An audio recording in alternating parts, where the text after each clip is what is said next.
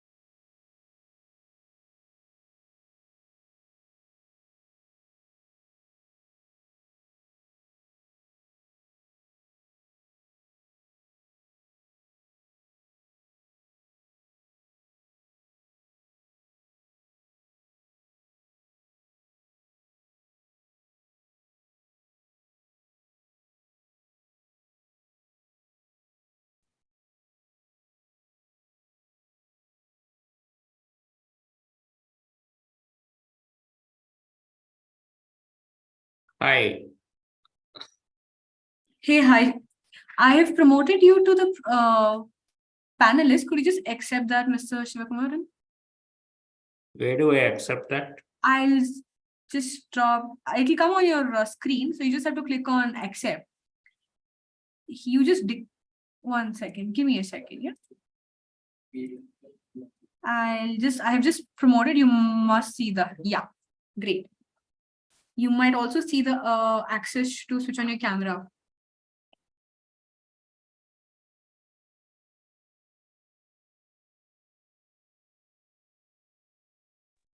Okay.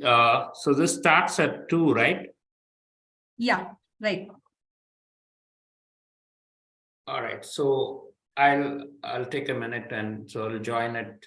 I just checked the link, so it's fine. Sure. Great. I'll join in sometime. Sure. If you're exiting again, I have to give I'm you. not exiting. I'm Okay, muting great. myself. I'll join back Great. in 5 minutes time. Thank you. I just got out of a call. So Okay, thanks. works.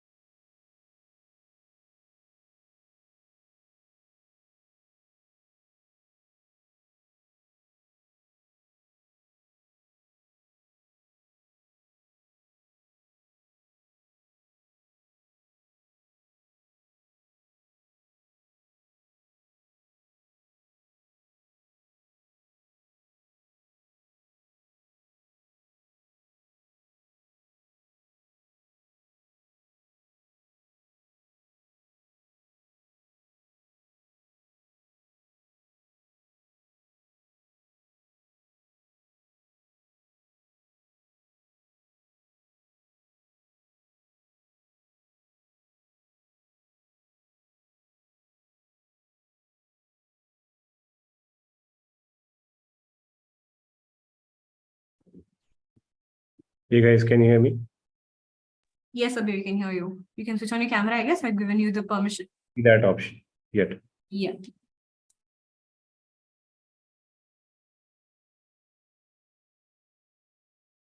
Nishtha, the rating remains the same, yeah. I think It's even worse than yesterday's.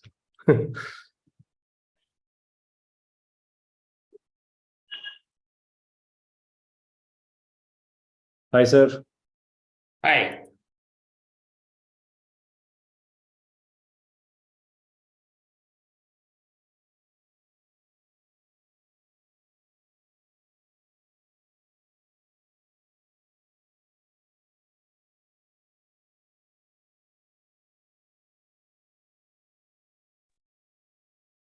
Vishnuta, do you want to tell Ritu to call Toba directly? I think Toba is not. He is joined. Abhi, everyone are here. I think Toba can also switch on his camera and mic. We can start in like couple of minutes. Let everyone join. We'll just wait for a few more people to join and then we can start, I guess. Yeah. Yeah. Abhi, I think you can also switch on your camera. I've given you the access.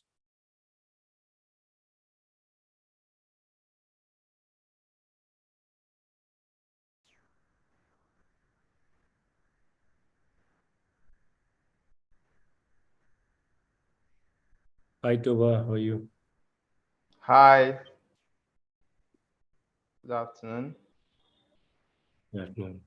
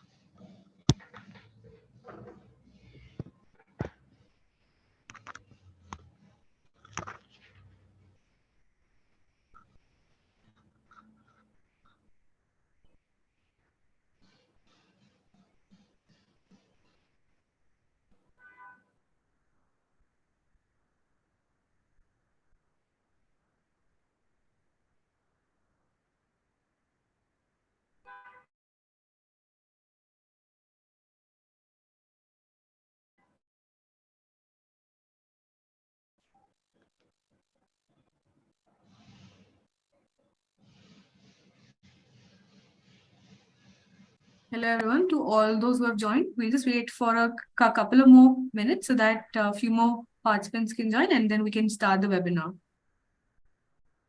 Sure.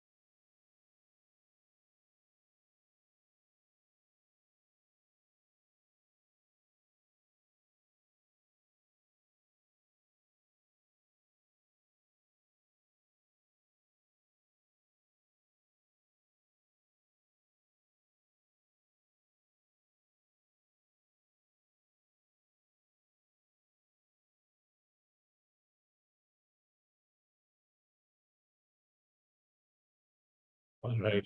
There's a lot of silence till the time we wait for a lot of the other people. Uh, so how is the weather these days, Shiva sir? Yeah, it started raining here, so it's Oh, nice. interesting. Raining, but then it'll be humid also then in that case. Very humid.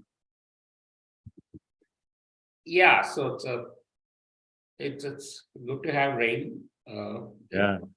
So for some categories, it becomes a season. For other categories, it becomes a non-season. So it's a balancing effect for us. Yeah. So how is India? It's hot. India is hot. Yeah, for sure.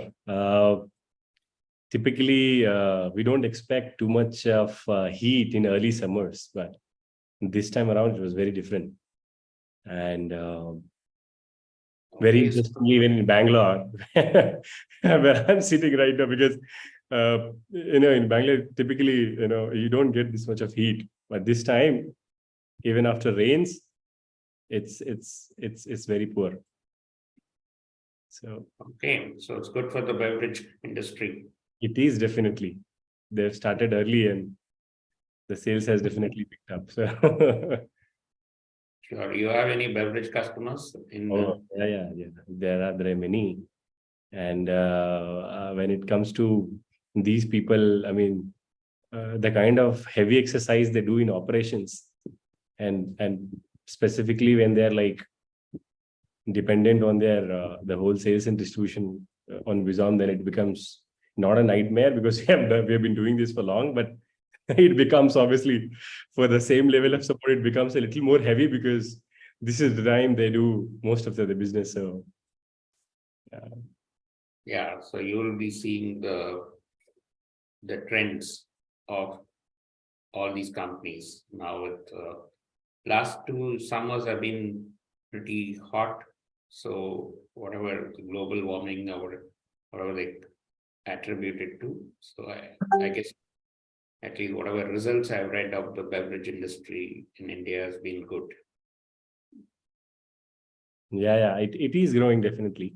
But yeah, I mean, I am sure this time it's going to be, because it's going to be long. Started early, more heat. So not just for, I mean, beverage, including juice and all that. I've seen that a lot of player, not just traditional, carbonated drinks and all that, but even, health Okay. drink that in beverage. It's kind of spiking.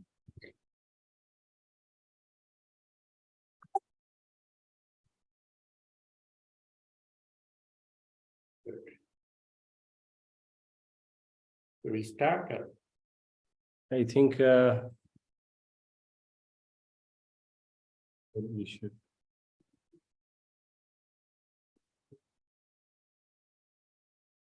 Hello everyone, can everyone hear me? This is Vishruta from the marketing team of Bizom. Let me introduce the hosts for the day. We'll start the webinar.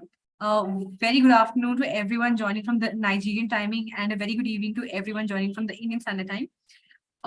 We have Nishtha Jain, who's a VP of Sales Development at Bizom.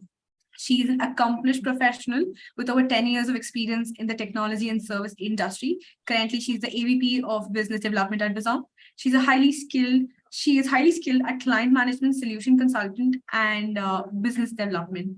Nishtha, over to you. Thank you so much, Vishruta. All right. Good afternoon, everyone.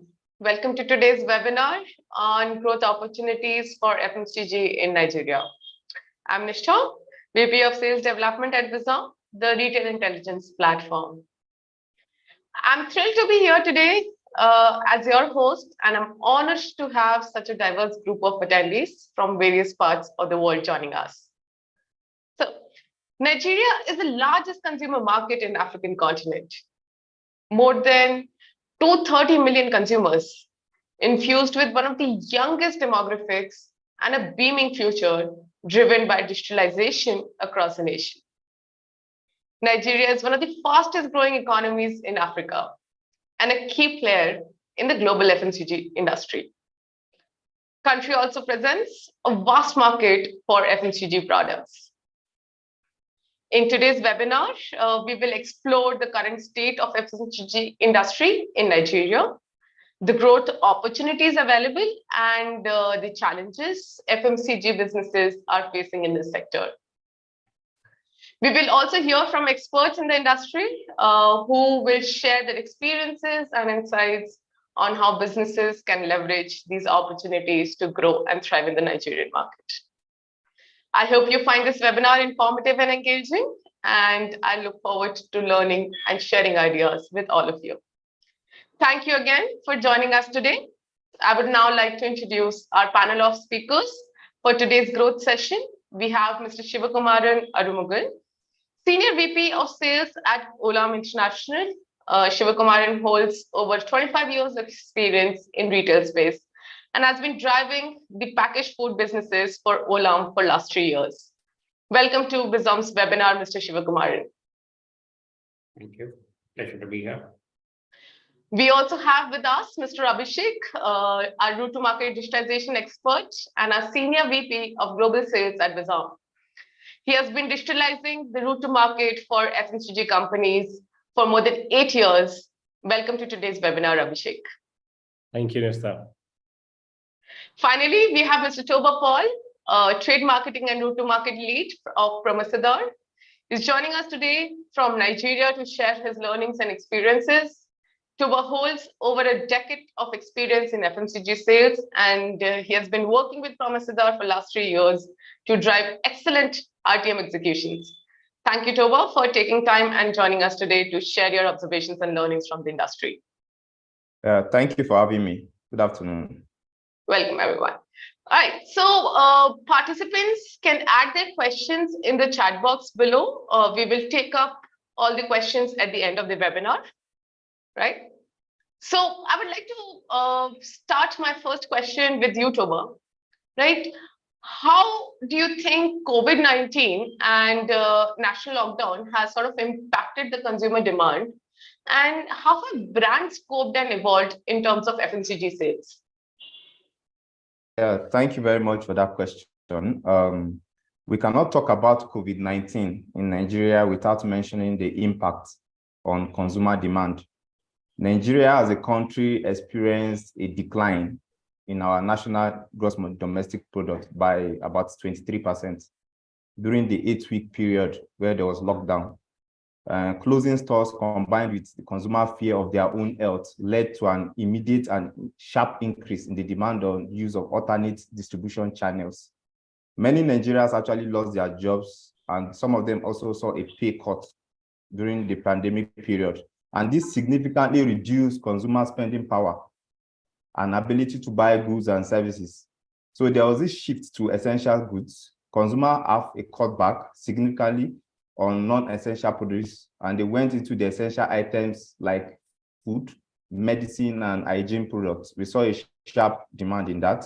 This has benefited some of the supermarket and the pharmacists. So there was an increase in the average spending and a decrease in the frequency of purchases by Nigerians. So one of the reactions for brands is that many brands in Nigeria struggled to cope with the impact during that period. So one of the things they did is that brands have to start cutting down costs drastically.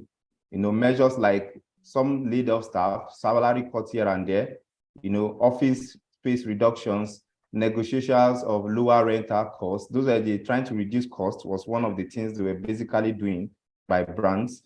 They were focusing more on affordability because of the pressure on consumer wallets.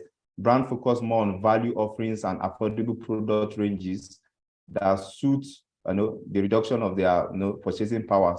So brand also adapted their marketing and promotional activities by shifting more to the digital and social media platforms, while limiting expensive traditional activities on TV adverts during the period. So many Nigerian brands have struggled to cope with the fallout of the pandemic.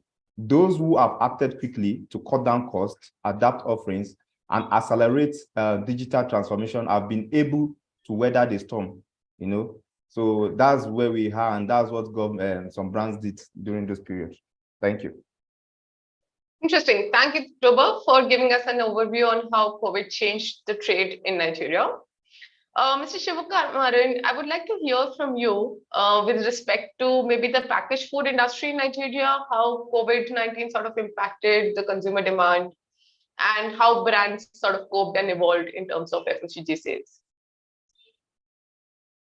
All right, so let me also add to what Toba said.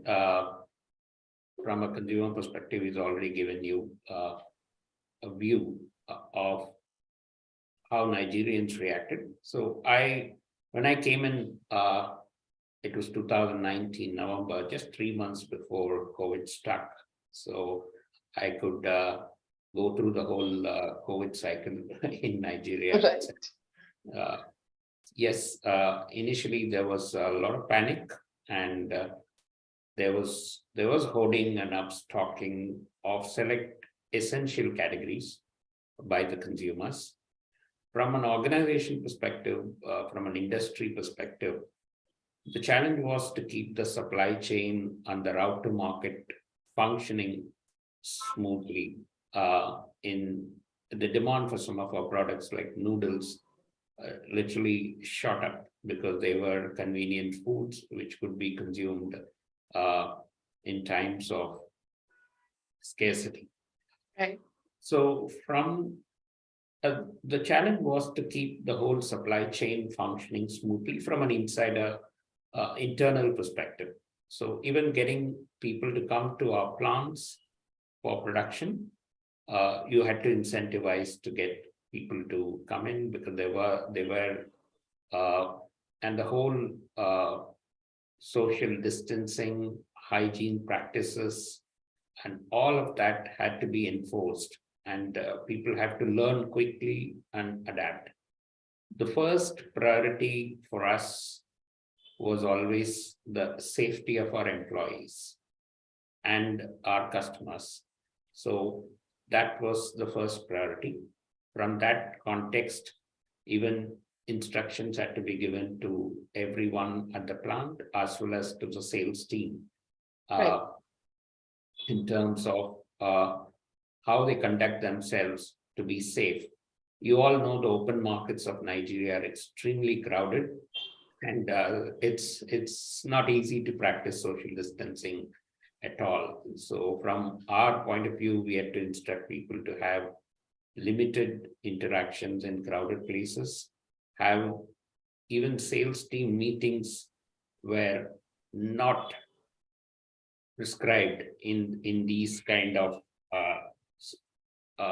situations.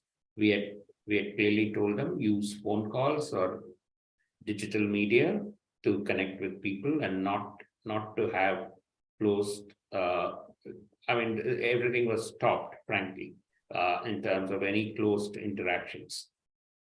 From that context and to the channels, modern trade obviously was it was a plus and minus, I would say, since it was in malls which were crowded.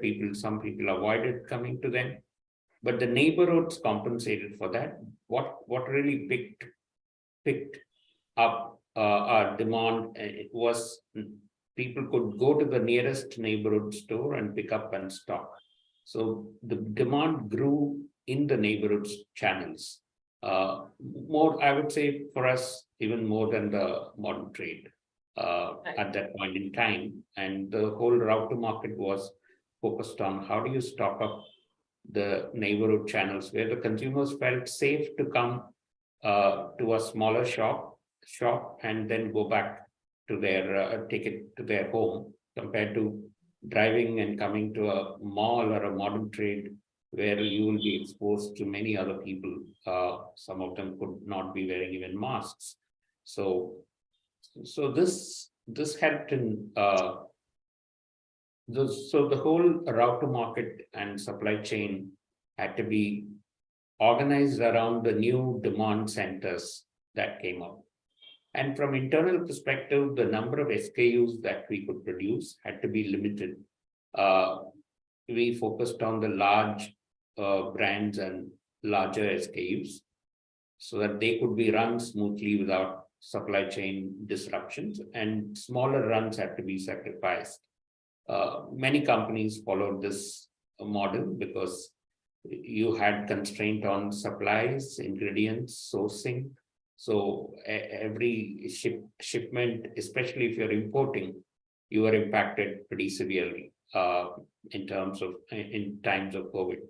So you had to prioritize on the top brands and SKUs and ensure they were available in good quantities and limit the runs and the complexity at supply chain end.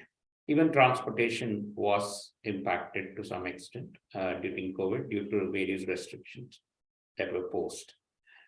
But I guess, like in every other country, eventually the normalcy has returned, and so demand in some products also went down post COVID. So one has to balance that. One had to balance that later. Right. Right. Thank you so much. I mean, basically moving to a more traditional trade than like a modern trade sort of a function was, and streamlining our channels for that was the thought process. Thank you so much. So I would like to follow this up with another question, Mr. Shivakumaran. Right. So in context of Nigeria, what do you think are major challenges that FMCG companies are facing today? Yeah, okay.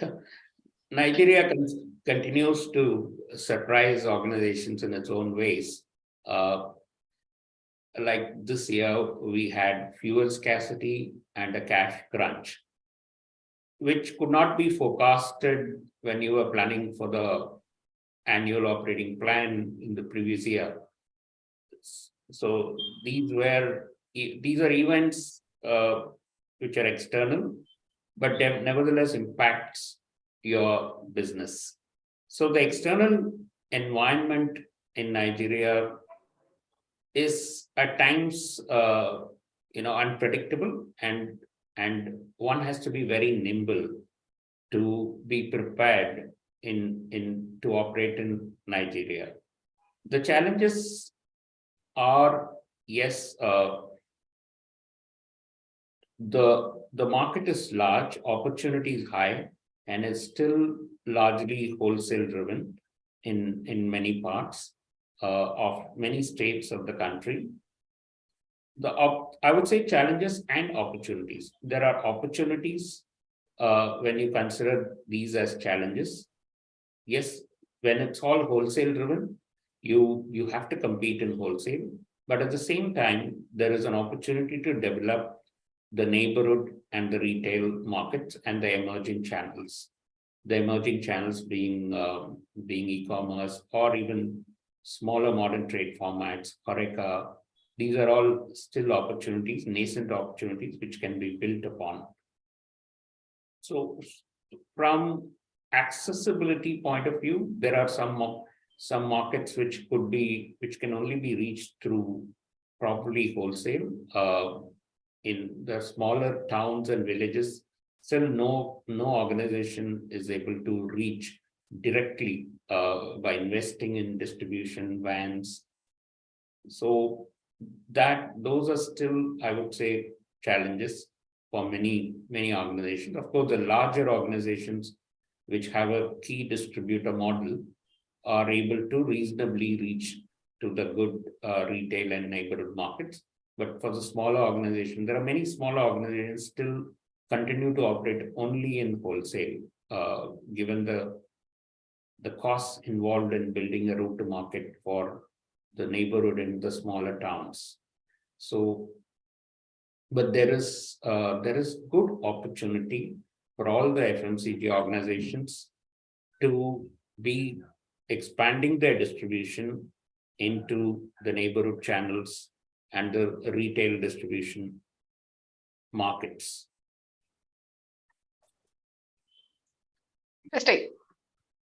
So, I mean, Toba, I would like to hear your thoughts on the same lines, right? So what are the major challenges that you see FMCG companies would be facing in Nigeria market today?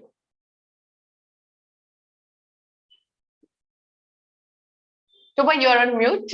Maybe you can unmute. Yes, thank you very much. Just to add on to what he said, Nigeria's fast-moving consumer goods companies are faced with challenging macroeconomic factors. That's what I can say, ranging from a rising inflation, high energy prices, high interest rates, weakened consumer purchasing powers. So, but I want to take a deep dive into some few points. The first thing I see here is our FX restrictions, especially for companies that have to rely on importation. Restrictions on access to foreign exchange by the Central Bank of Nigeria has affected the ability of some FMCG to import necessary raw materials and equipment. This impacts our productivity and production costs. So that's one major thing for us. And high operating cost currently is a challenge. Production and distribution costs are relatively high due to issues like expensive and irregular power supply, high import duties, and some inefficient distribution networks. So we also have competition from imports. We know many FMCG products, especially those in the premium segment, face strong competition from cheaper imports. This put pressure on the margins and sales of local producers, because some of these imports do not even go through the normal tax regulatory system of Nigeria. They just smuggle them to the country. So putting pressure on us that are operating legally in the country. We have a lot of policy instabilities, frequent changes in government policies around issues like import duties, foreign exchange, industrial incentives. All those things is really affecting us. So other challenges that I can say is the lack of proper infrastructure. Is a big one. In some certain parts of the country, it's a major challenge for us. The road conditions, make it difficult for FMCG route to market to get to some places. Some remote areas, we have issues of counterfeit products challenging us. So I can just go on and on, but for me, this is just in summary some of the things we are currently facing in the business. Right. So high operational costs due to import duties. Very interesting. So thank you so much for such in-depth observation about the current market situation, Toba. So my next question is again for both of you. Maybe Mr. Shivakamaran can go first, right? So according to you, how is the rise of e-com and expansion of modern grocery retail impacted the traditional retail? Yes, thanks to COVID, there was a boom in e-commerce. Even I was buying my household needs through e-com at the time, because many were shut, or many products are not available in the traditional channels. So e-commerce websites were really useful at that time. Modern, there are again, the challenges that are there for the companies also exist for the retailers or e-commerce retailers or modern trade retailers. The high costs of operation, especially due to energy prices going up significantly, and also the currency depreciation and the inflation, which are inflation today in Nigeria is about food inflation about 25%, and the overall inflation is about 22%, and the energy costs are also significantly higher if you're relying on many retail stores still rely on generators for their the core even lighting of their or air conditioning or all of that. Many apartments still depend on alternative power sources. So these challenges have impacted the profitability of large retailers as well. So but I also see a lot of new formats coming up in at least Lagos, Abuja, Port Harcourt, like large towns. They're our customers, but it's not really big in terms of contribution. But they're liked by consumers if it sees that there is reasonable footfalls in these the stores when we visit them. But like even if you had to compare with India, it's a long way to go in terms of the share of business for FMCG companies? So I guess it's nascent at this stage, but eventually, due to the convenience factor and if costs stabilize and the assortments provided increase, they will also grow. Like you have in India, the Amazons and Flipkarts literally now becoming household kind of names in terms of purchase. So here too it will happen, but it will take some time. What is good about Nigeria is the smartphone penetration is good, social media usage is good. So these are enablers for e-commerce, which should help propel the e-commerce penetration over time. Interesting. So, I mean, there is a shift, but it would take its own time to basically move. Right. So, all right.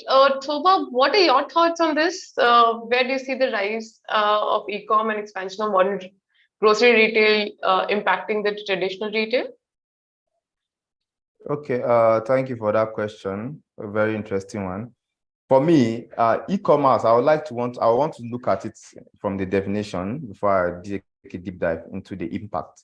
E-commerce, as we know, is like a worldwide global phenomenon, which is reshaping the economies and redefining different development metrics. But in Nigeria, to an average Nigerian, e-commerce connotes just shopping online and getting your orders delivered at the comfort of your zone, right? But in the recent, a lot more investment and business activities make up the e-commerce space. So, but for me, I want to say e-commerce possesses both threats and opportunities to the traditional retailers in Nigeria currently. And I believe the winners will be those who adapt quickly by launching hybrid online-offline business models, like improving their web presence and leveraging on e-commerce platforms to complement their physical stores. So some of the impact we are seeing here is pressure to adapt. So retailers have been forced to start adapting to the business model to compete with the e-commerce platforms. Many of them are now launching online stores, to focus on home delivery and improving their web presence. So another impact I'm seeing here is the loss of jobs. Traditional businesses are a major source of employment, normally, and are therefore necessary for every economy. On the other hand, operating on online business requires less human resources as compared to the traditional business. So as a result, one of the major side effects of the traditional to digital business shift is reduction in overall, human resources. So many people are losing their jobs in the traditional space now. This aspect of e-commerce might take idea from the business profitability point of view. That's what I feel. So, however, it can have adverse effects on the country's employment market paradigm in the long run. So we are seeing more competition now, thanks to e-commerce. Consumers have more options now than ever before, to choose from in terms of brands and products. Many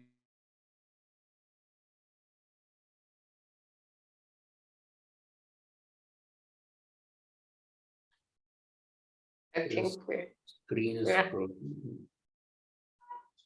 okay. Let's just wait for Toba to come back. Meanwhile, maybe we can go ahead with. Okay, it's back. Yeah. All right. Yeah. So in summary, I feel the rapid growth of e-commerce in Nigeria possesses a significant threat, not too much to the traditional retailers. The only thing now is that the traditional retailers would have to, embrace the two models so that they can also stand well to compete with the e-commerce platforms. So, however, there will still be a place for both offline and online retail to coexist in the future. Absolutely.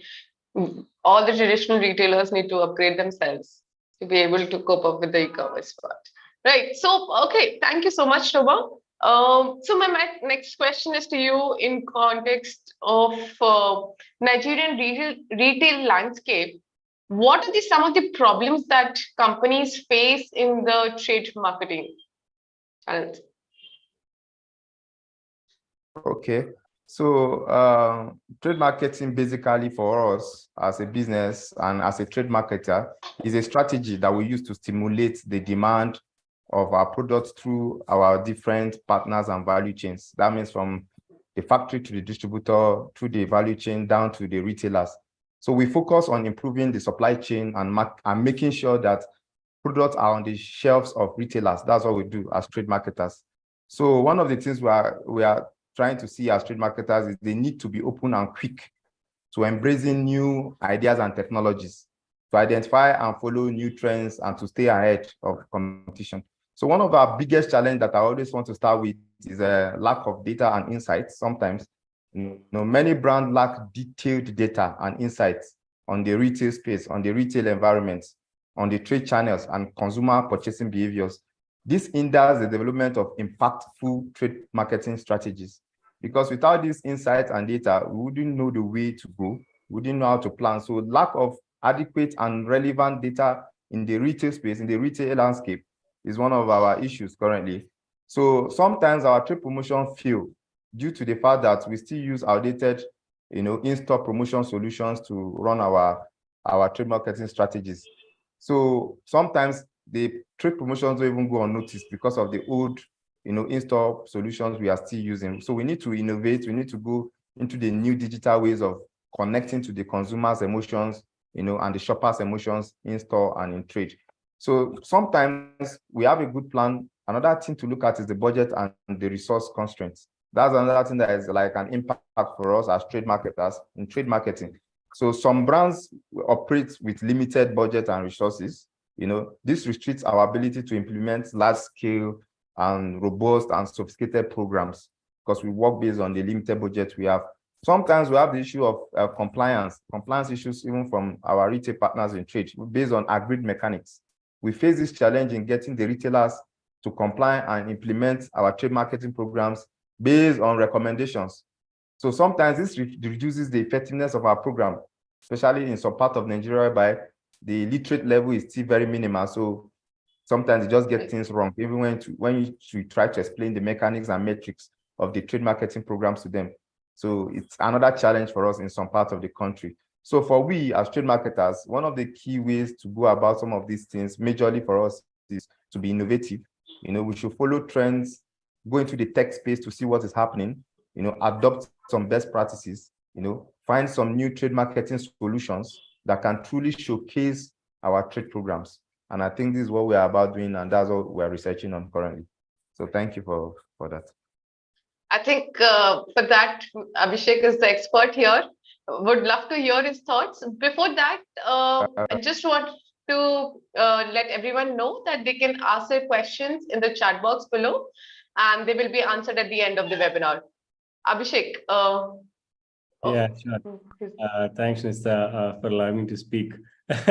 So I think Tova has covered most of it, to be honest. I mean, I think as a route to market, trade marketing lead in, he knows the shit. So, but I mean, from my perspective, from my understanding of the brands we work with in Nigeria already, the biggest challenge I have heard from them, what I'm already seeing and how they have been kind of trying to implement some of the tools from us. The challenge was that 50% of the trade promotions don't work. And in most of these organizations spend about 20% of their revenue trade marketing, and half of them don't break even, right? Which means that a failed trade promotion means that wasted money and also wasted collaboration opportunity. Why is this? This is because, as Tova mentioned, this is because of lack of data, but where and how to solve this, where exactly is the problem coming from, is the way retail is executed. So retail execution is the biggest challenge. The way ideally the retail should be executed, meaning ensuring the product is on the shelf, the displays and marketing materials are in place, and the products have right pricing, location, assortments, and so on. Because of the poor compliance, the lack of relevant data, there is a huge problem in terms of bringing in efficiency in the retail, kind of executing retail, and that's the reason why it fails. So as Tova already mentioned, the solution to this is obviously to invest in tools, to get data on fingertips, to take informed decisions, and effectively execute retail. and kind of increase your revenue and sales from effective trade promotions. All right. Thank you, Abhishek. That's quite interesting. So before I move on to the last question, I have one question for both Mr. Shivakumaran and Tova, right? So what role do you think technology can play in ensuring that traditional retail channels continue to thrive in the Nigerian market? And also want to understand, where is the future growth expected to be most dynamic from? Maybe Toba, you can go first.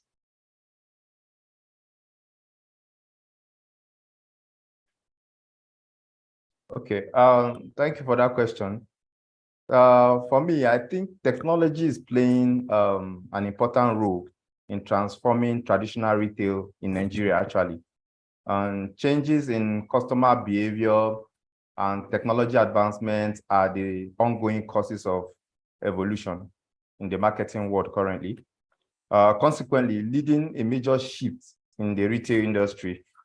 Hence, retailers that understand consumer behavior and adapt to it, through the use of technology, we actually thrive.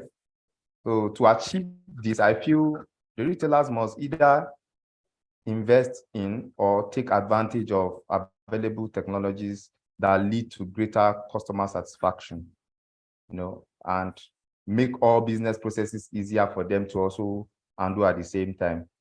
So, but for me, there are some ways that retailers are putting technology to effective use currently, based on what I've seen. Technology makes forecasting possible for them, and that's one of the value proposition that e-commerce platforms like OmniBees and Alezo and Trade Depot are selling to retailers currently in Nigeria to embrace and download their apps so that they can trade at the comfort of their zone. So this ability to forecast, have access to inventory, are some of the value propositions that this e-commerce platform are selling to our retailers. Data analytics, retailers can even use data analytics and business intelligence tools to gain insights for their customer purchasing pattern, sales trends, and they will know what to stock up and what to limit. It gives them a lot of brilliant insights on how to even grow their business and the capability of their stores. The ease and comfort that technology brings is that consumers are embracing online shopping now for the ease and comfort it gives. So, however, that comfort technology offers also covers the retailers. So, marketing also will help. Ease in marketing is another thing we look at when we talk about technology.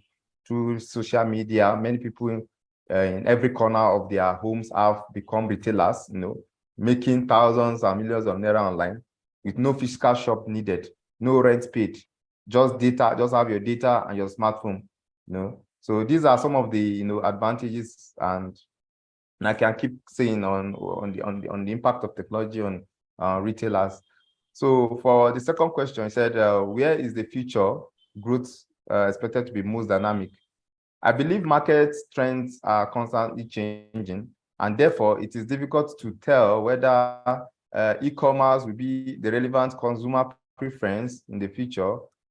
As a result, it is always good to have the idea that both physical and online presence, like I always emphasize, is the way to go for an average retailer, to ensure that the business is sustainable. The omni-channel model, I love that word so much. The combination of the digital commerce and the traditional commerce. So These are the things that business can leverage on, and I feel this is the way to go. A business does not only have the online presence, but also complement your online presence with a physical store. And I think that's the future. When we look at everything we are discussing about e-commerce in the retail space and technology. So that is it for me. Interesting, right? So the omni-channel approach, even we have been trying to do the same things. Mr. Shivakumaran, what are your thoughts on this? See, technology can help efficient operations first. So even though the markets are not as developed, but the nature of the outlets behavior is fairly similar compared to any other market. You have that 80-20 principle working here. In any beat you analyze, you will see that 30% of the outlets contributing to 70% of the sales, again 30% of SKUs contributing to 70% of the sales. And if you deep dive into from an internal perspective, you can look at your profitable SKU basket to be sold in the outlets. The only difference perhaps here is the retail outlets continue to buy from wholesale as well. So Right. you're not the only person giving them the stocks. They anyway go to the wholesale to pick up their basket. So your sales alone may not be a representative of the sales of your own product in that outlet. They could be buying from one or two more sources. So other than that, so the future is from an internal efficiency perspective, because of the operating costs have gone up significantly due to currency depreciation, fuel inflation, and overall inflation. So you need to be very efficient and productive, be it designing a beat or designing a service frequency for that beat, or investing in trade promotions in an outlet. So basis the potential of that outlet and your share of market, share in that outlet, in your categories that you compete in. So the way forward is to make people empowered with data at a, let's say, an area sales manager level, to make decisions on his deployment of his time, effort, and his whatever limited promotional budgets that he may be given with. There is the next level is to really, like, you have BizOm like platforms which throw up retail level sales and various other metrics like your scheduled calls, visited calls, productive calls, and lines per call, and value per bill of an outlet, or total lines sold, and your attendance or PGP compliance. All these are direct contributors to productivity and profitability of a business. So you have to leverage this data on a daily basis, on a weekly basis, to improve the performance of your salesperson or your beat design. The next level where we have gone into is to pull all this data and to give them a business intelligence tool for analyzing much easier, and which is visually more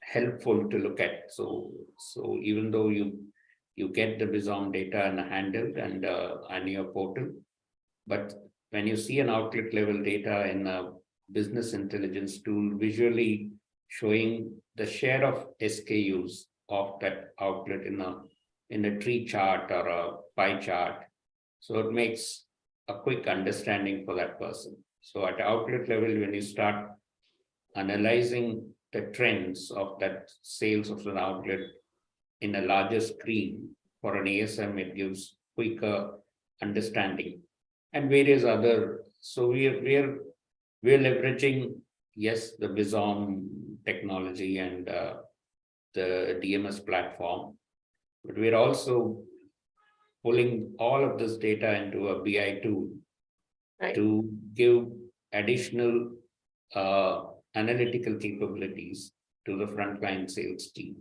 So which has its own benefits.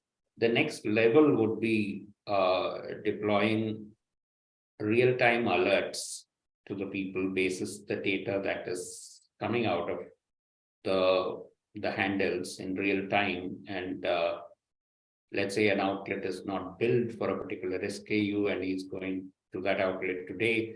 So you could give an alert to him just before he reaches that outlet. Do sell this SKU without fail when you're making this call. It's not been built for last 3 visits.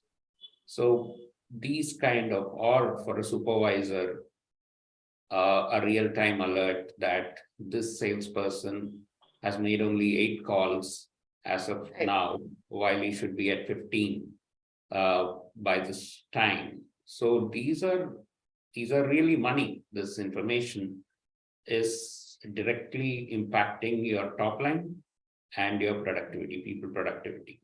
So those, I could see very exciting possibilities from a sales force operations perspective and trade marketing investment perspective, leveraging this data. And this is the way to go as far as I see. And data is more useful when your costs are rising significantly so that you can deploy efficiently your resources, because if you don't have unlimited resources, no organization has unlimited resources. So we can prioritize our customers and give them better service and compete effectively in the marketplace. So technology is the way to go. We're going to be very intensive in future as well in leveraging this technology. Interesting. Completely agree with that. Basically, utilizing the data that we are getting from the market to take more actionable insights, more alerts, so that we can have direct actions of that. Perfect. So my last question to all the speakers, basically to summarize today's discussion, what are the three topics, three things FMCG companies should focus on in order to drive growth in Nigeria in 2023 and ahead?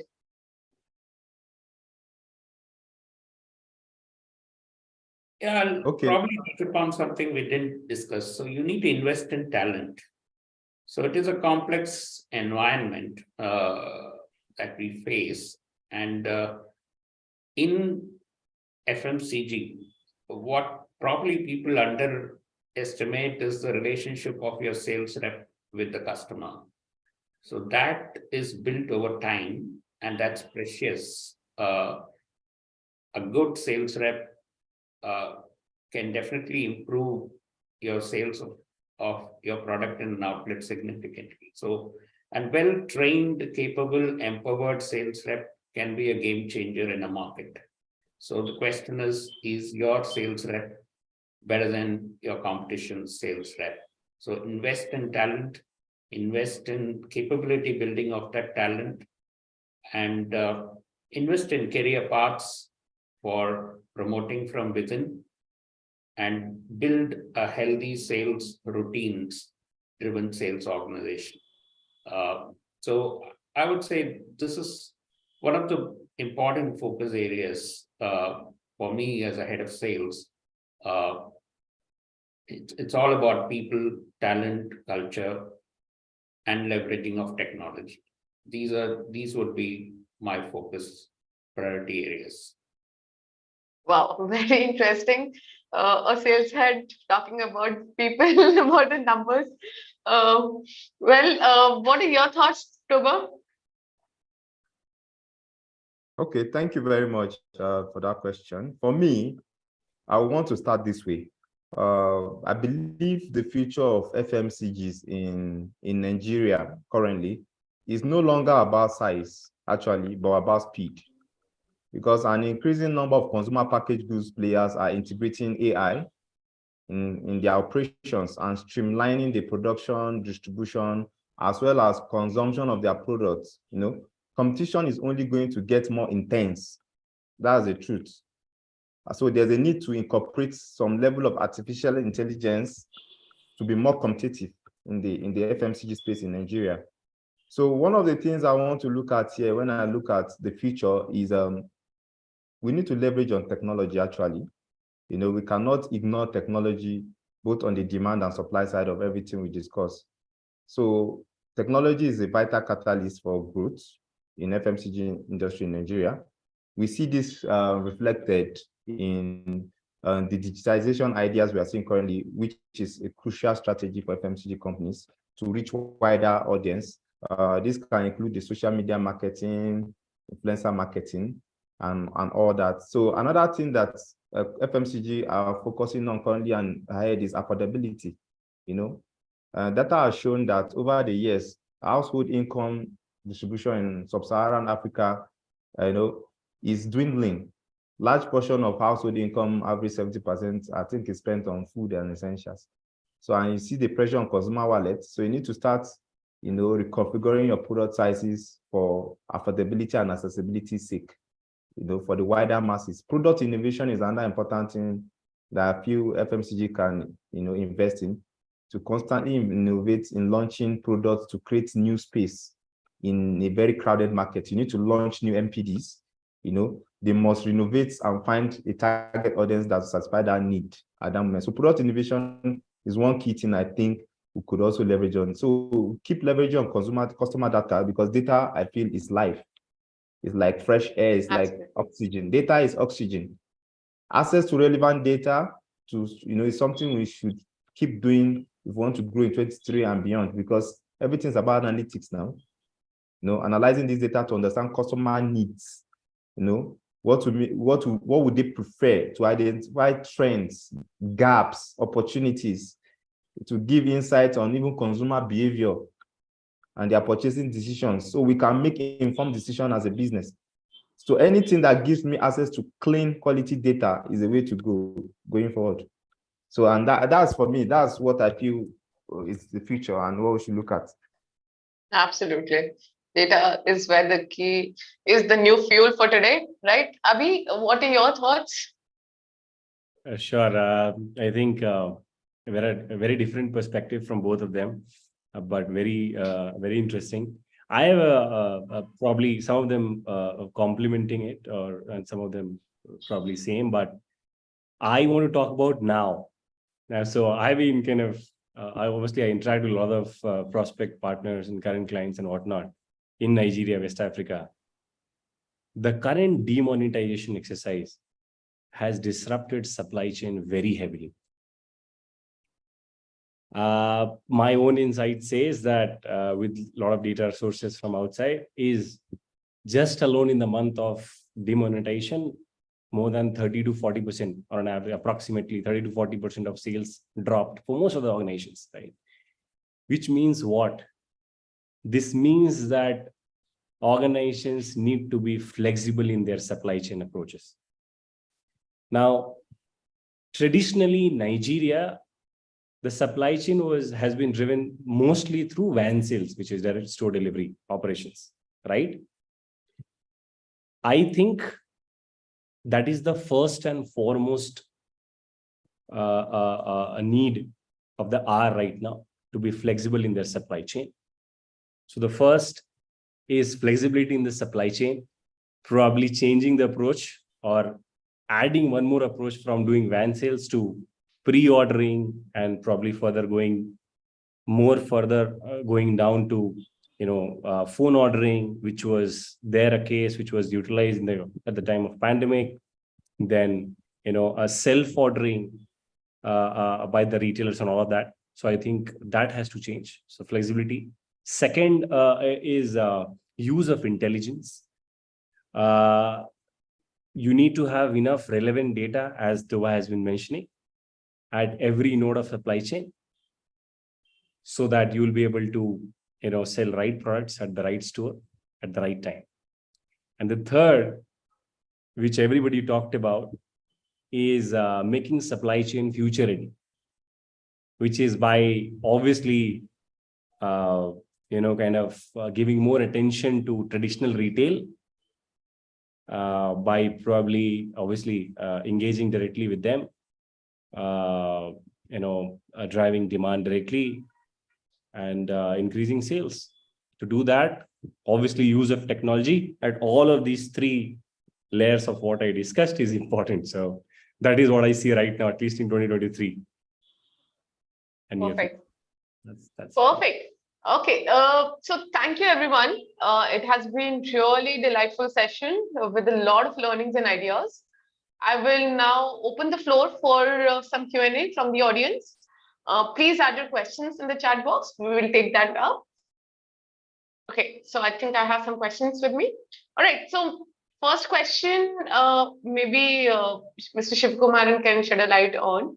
Right. So what are the steps that we can take to leverage the growing e-commerce sector in Nigeria and enhance our digital presence to reach a wider consumer base?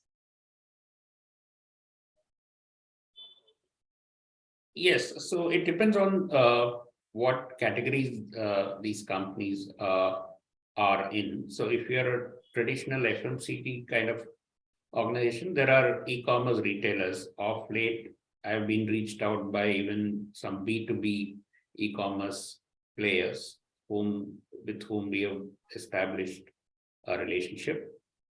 So the challenge is once you let's take the leading players here. So while we have placed our products with them, so how do you promote them within their site?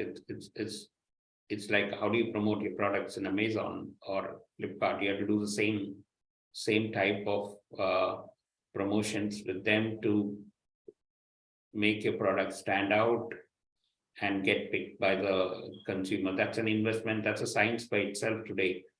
So where you have to invest.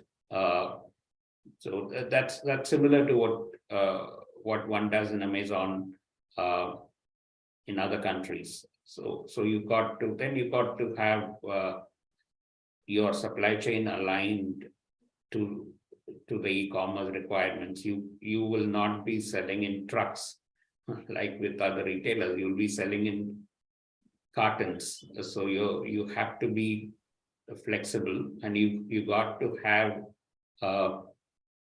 your backend and the coordination team aligned to the e-commerce channel, which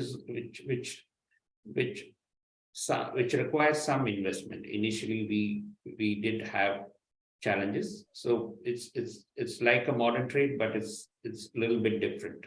Your marketing team also has to be part of this, because it requires a digital connect and advertising and all of that.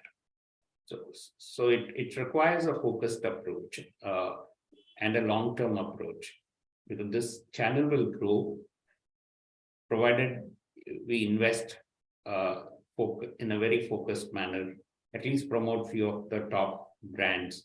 And sometimes you can get, especially if you're a small player, you can get a disproportionate share in this channel if you're ahead of the curve.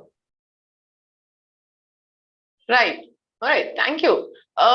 Maybe so Toba, you can pick this up. I think asking how the conversational commerce and interactive applications for retailers in Nigeria would help the traditional trade channels. Also, how much of the incremental sales can we expect from this?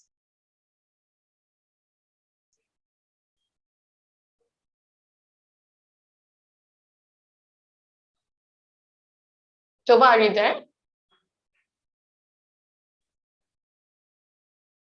Okay, maybe Abhi can also actually help us answer this question. Can you repeat that for me, please, again? Yes. So they're asking on how conversational commerce and interactive applications like our B2B applications for retailers in Nigeria would help the traditional trade channels, and how much of an incremental sales can we expect from this? Sure.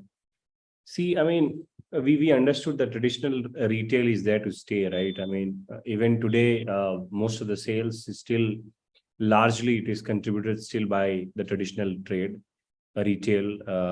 We know because the reason why the largest of consumer base still prefers to buy from them because of proximity, because of the credits which they get, mostly low income group and people like that.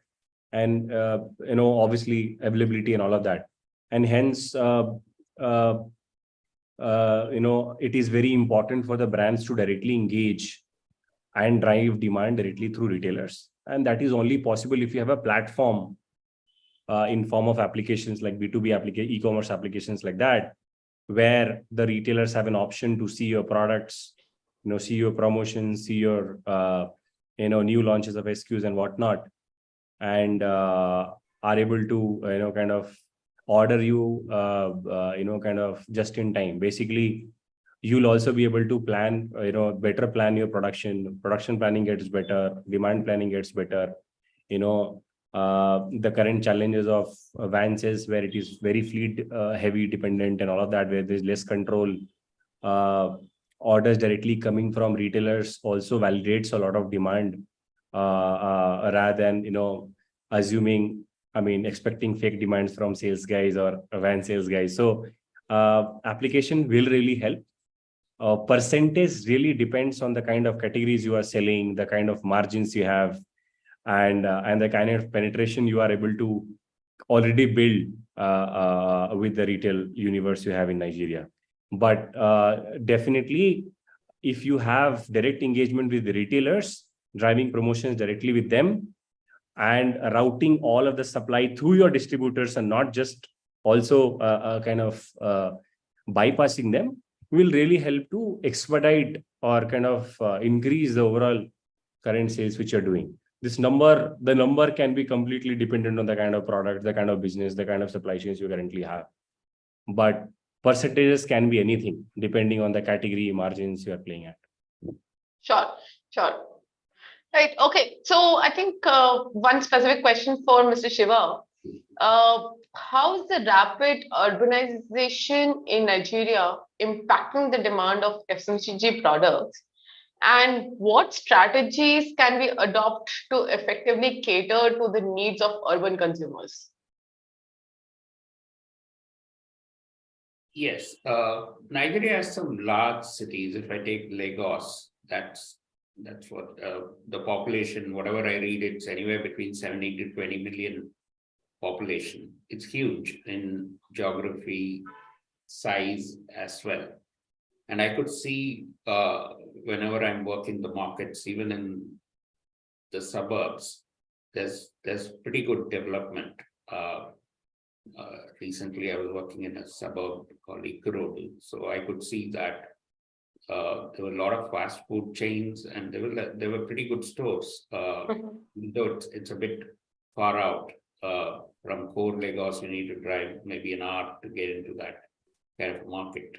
So we need to have a route to market which really reaches out in a hub and spoke manner to all this suburbs. There is a development of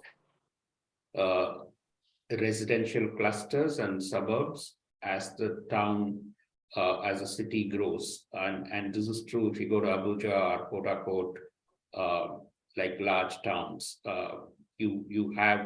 they're pretty spread out. So the route to market is very important. Having good distributors in all these areas, geographically adjacent, where you could run your van and service these markets. So there is a demand, definitely. And I was amazed at the level a retailer can purchase in these suburban markets. So the companies which can reach to these retailers with good route to market, especially van service, can reap huge benefits. Because since these are all suburb markets, they also cannot come to a wholesale, which could be in center of the city to that extent. The large wholesales are OKR and Mushin, Agege, and Trade Fair. And I mean, it's not easy for the people in the suburbs to come every day. So reaching, and especially even if they come, they'll not buy all your products. So they might buy an assortment of a category where they may buy the leading SKUs. But if you're a company with, let's say, 75 SKUs to 100 SKUs, then you better run a van and reach the retail in the neighborhood areas so that you can sell your complete range, a reasonable range, especially you want to build new products in retail. And the demand is rising, the urbanization is increasing. As I see, Lagos is getting bigger and bigger. As I live in Lagos, I see the city growing in the suburbs pretty strong. Same thing I see in Akano or Abuja or Ibadan or Port Harcourt when or in Onitsha. So these kind of markets are developing and there's huge opportunity. The critical thing is getting good distributors, good team, and good infrastructure, and again, good data to understand how the the trade is behaving in those markets. Right. I actually have a related question.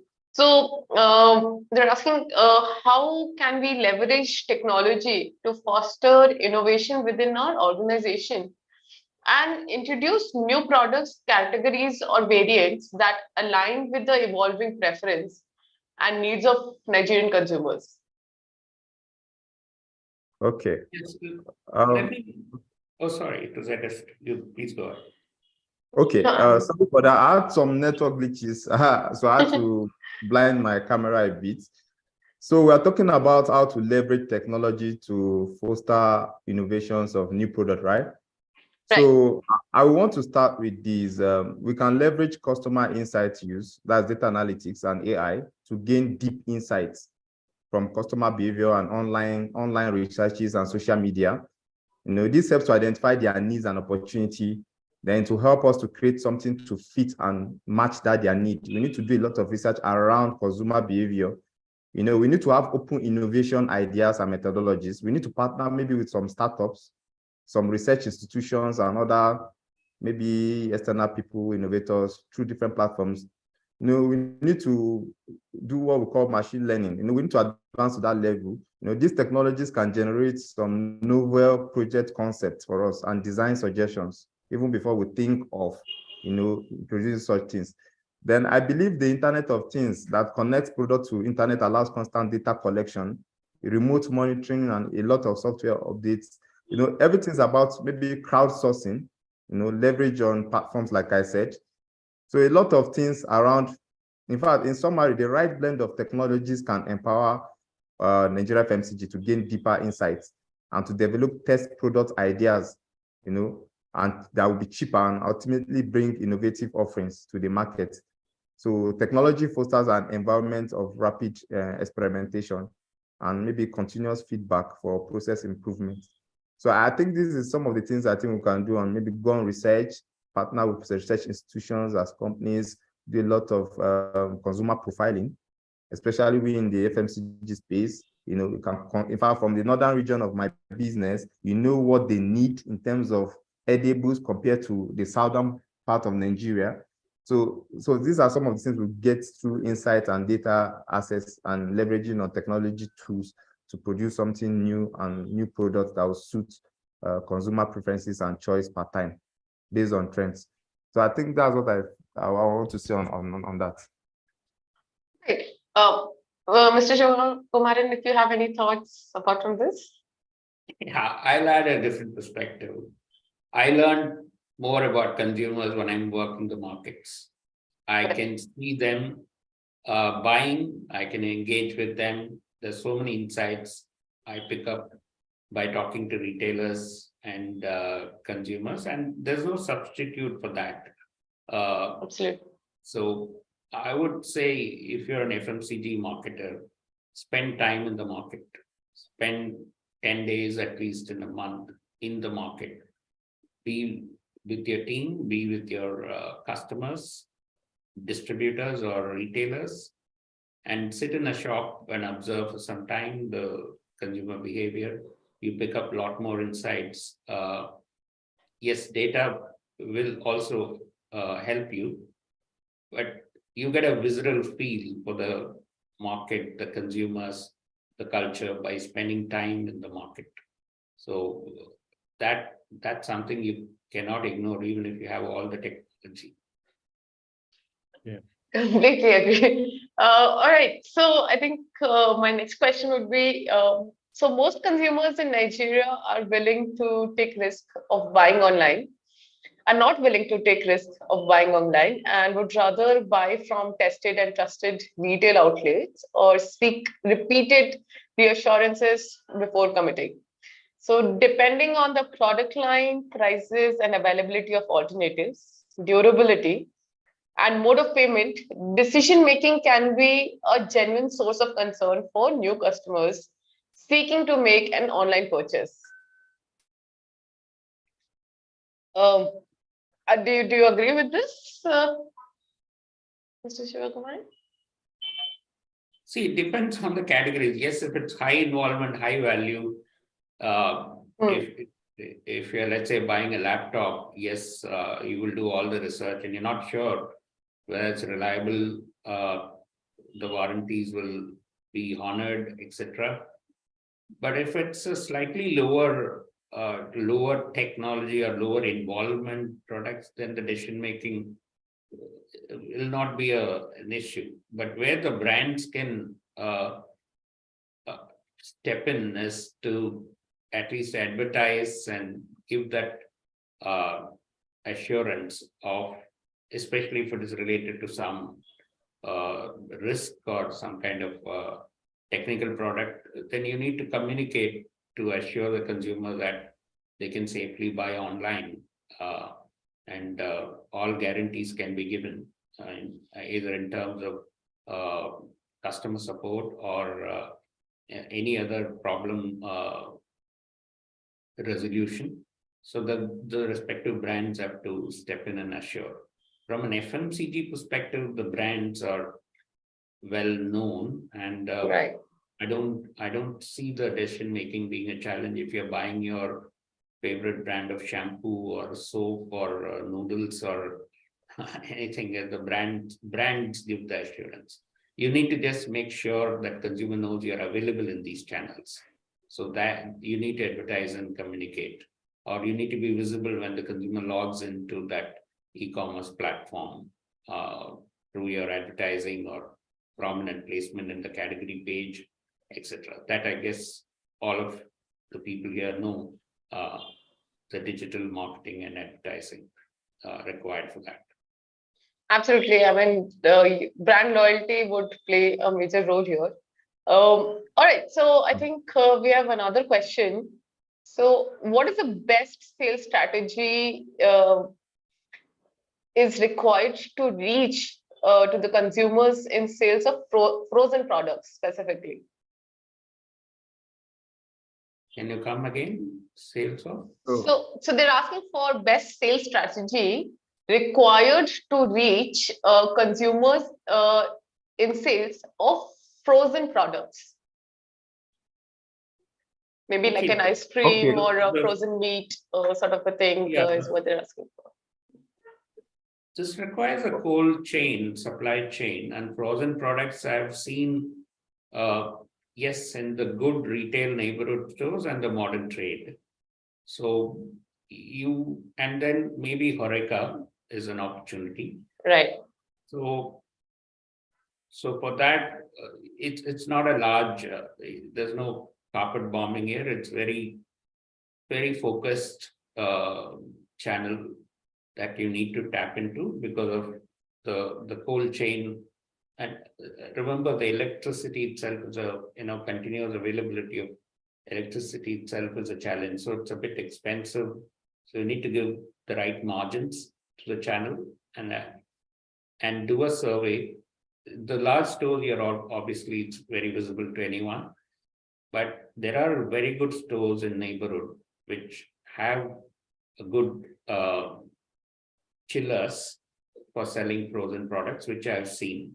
But you can identify them only by walking the market, walking the routes, and identifying. You can do a survey, at least in the top neighborhoods, using an agency or your own sales team to walk the routes, walk the neighborhoods, and identify such stores and add to them. And there are institutions whom you can sell. The HoReCa channel is one, which is fairly developed in the large towns. You may not find them in the medium kind of towns much, but Lagos, Abuja, Port Harcourt, yes, they are fairly good opportunities for frozen products. Right. Okay. Toba, do you have thoughts? You wanted to add something, yeah? Yes, before I compliment what he just said, I would just want to take us a bit back to the last statement from the issue of consumers in Nigeria are not willing to take a risk of buying online and would rather prefer to buy from. Yes, and that is the idea of having the omni-channel model. You need to have a physical store for reference. If somebody is doubting your online, legibility or credibility, you have an address.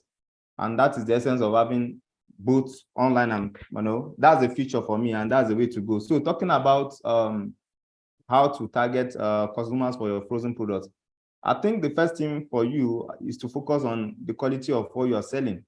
I think the quality and what you're selling should be at least top notch in terms of comparison to other products. Like he said, we need to now focus majorly to the retail stores, like the Horeca, that's a very, you need to eliminate, these products are not like normal durable products that have longer shelf life. So you need to eliminate a lot of hindrance that will get the products to the final consumers in good time. So you need to offer it through major retail stores like some hypermarket, some supermarkets, some Horecas. So those are the relevant channel. So sometimes you need to complement it with your online platform, because most people now are busy workers. Even people buy their meals online these days, especially in busy cities like Lagos. You need to have targeted ads. I've seen fish sellers that have online presence and they are selling online even more than the physical presence. So I think you need to really, take advantage of the online presence to sell your product, and using targeted ads, and focus on your product quality, because when the product is qualitative, people will definitely keep coming back for more. So that's it for me. Great. Actually, we have another question, I think, related. So apart from omni-channel approach and all the other great suggestions, what are the possibilities that are there in the future to drive digital transformation in the Nigerian landscape versus that of the first world countries?